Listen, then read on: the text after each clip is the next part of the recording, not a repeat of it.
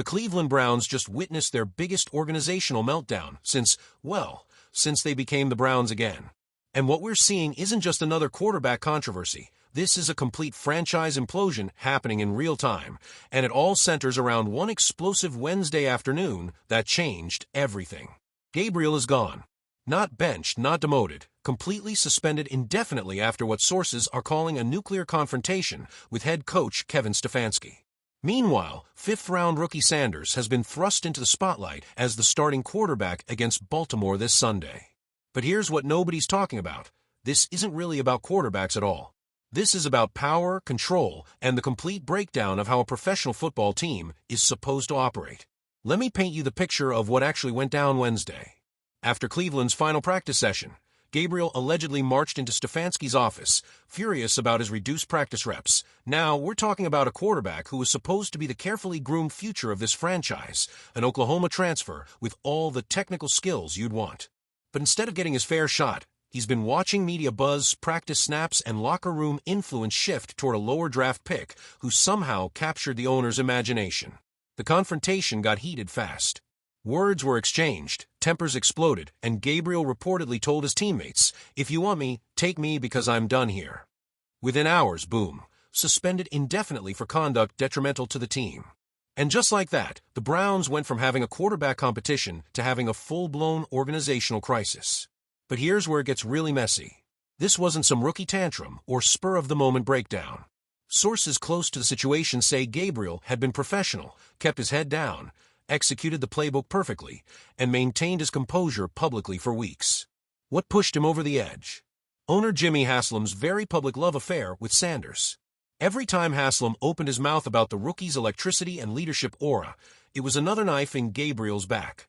Now the locker room is completely fractured. Offensive linemen are backing Gabriel because they've built trust with him through countless reps. Receivers are rallying to Sanders because he brings that improvisational magic they love. The defense is trying to stay neutral, but privately voicing concerns about a growing leadership vacuum. The team chemistry they built all offseason shattered in one afternoon. And the fans? They're going absolutely nuclear on social media. Hashtag battles are trending nationwide.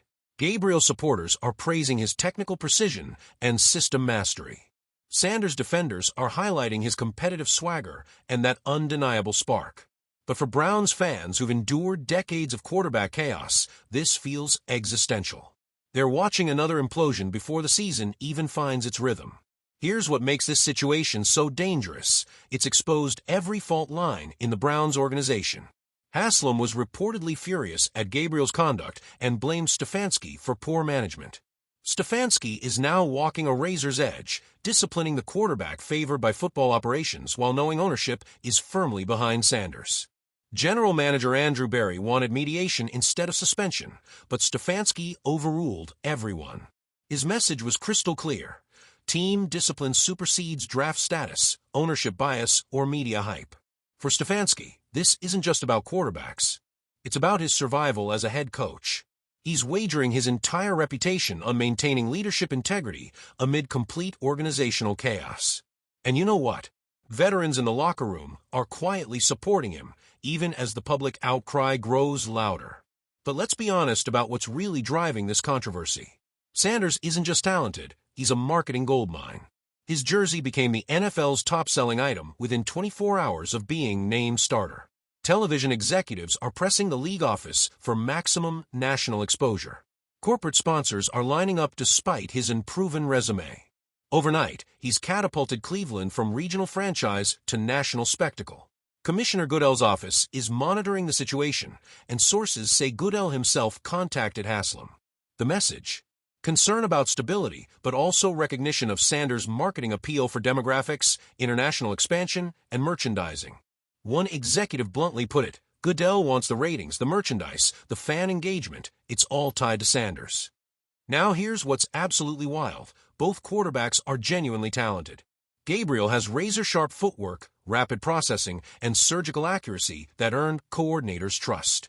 His ability to dissect coverages pre-snap showcases true professional pedigree. Sanders brings undeniable arm talent and improvisational brilliance, creating explosive plays that turn skeptics into believers.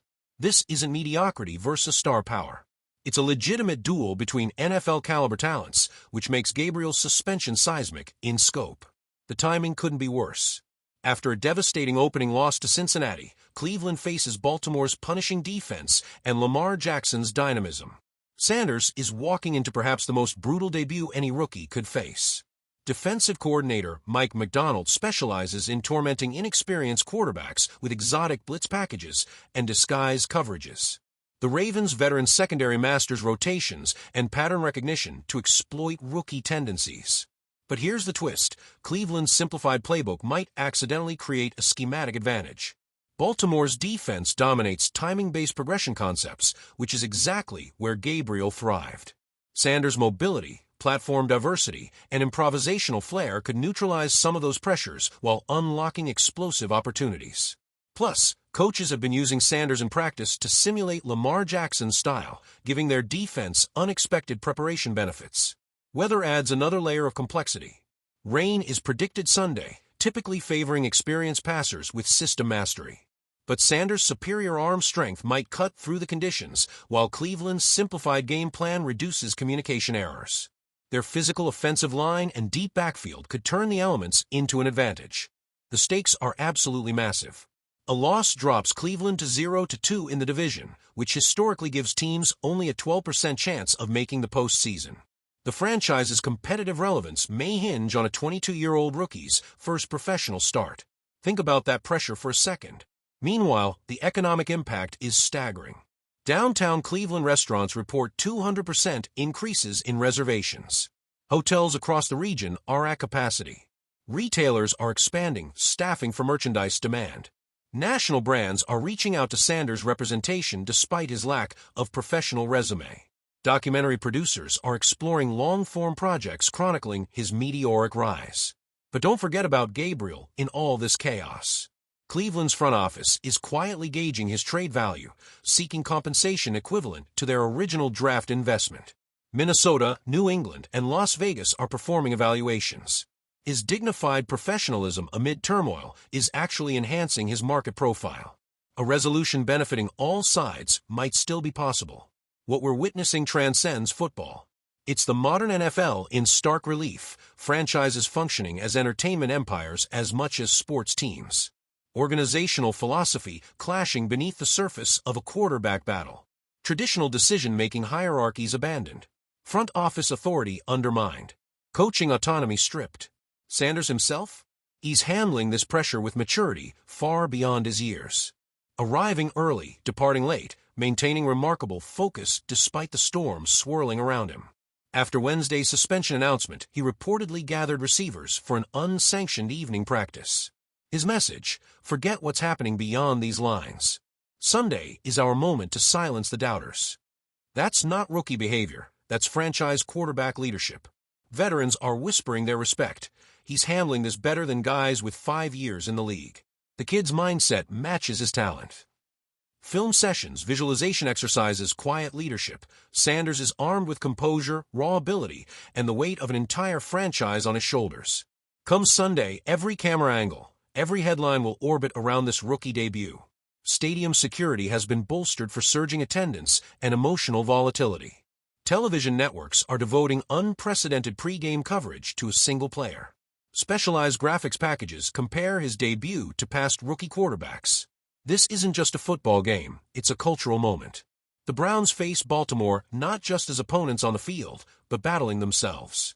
Ownership meddling, fractured authority, and public spectacle threaten to derail not just this season, but the franchise's future. Sanders may be ready, but Cleveland's organizational dysfunction could crush even the most gifted rookie. Stefanski's message to his team cuts through all the noise. Distraction is noise. Execution is everything. He's staking his career on that creed, navigating ownership interference while clinging to fundamentals of preparation and accountability. This Sunday will define more than a rookie debut. It's a test of whether talent can overcome organizational chaos, whether leadership can emerge from institutional dysfunction, and whether the Cleveland Browns can finally break their cycle of self-destruction. If you want to stay on top of every twist in this incredible story, make sure you're subscribed to Browns Breakout and hit that notification bell. This saga is just getting started, and we'll be breaking down every development as it unfolds. The question isn't whether Sanders will succeed or fail. It's whether the Cleveland Browns organization can get out of its own way long enough to let him try.